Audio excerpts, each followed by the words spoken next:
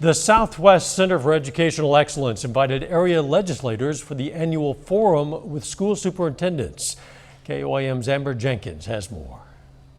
The session starts in January just to kind of lay some groundwork for what they see as the important issues, what we see as the important issues, and maybe find some middle ground to work together to try to help our kids. Southwest Center for Educational Excellence hosts an open dialogue for superintendents to inform representatives on what's going on in their school district. Right now, the biggest issue in the state of Missouri is probably recruitment and retention of teachers. We're all feeling that pinch of, maybe where we would have had a vacancy that had 20 plus applicants, we might have 2 or sometimes even 0. And COVID exacerbated the problem. But it's been around for a while. We've seen an erosion in the applicant pool. Recruitment and retention are the main concerns for superintendents, but they're also seeking other answers on other topics. Be fully funding the formula. For years, we've had formula operating at a certain level, and this year the recommendation is to increase that.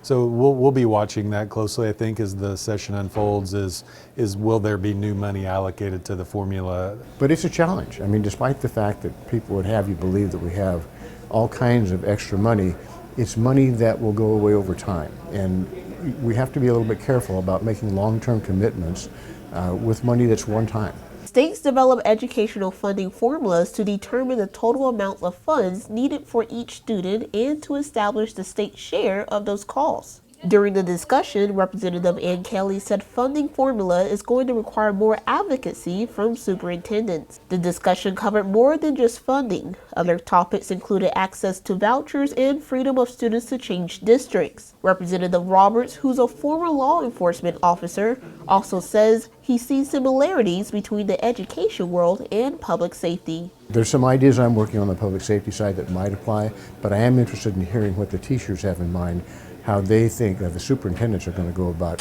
resolving that issue. Reporting in Webb City, Amber Jenkins, KOAM News.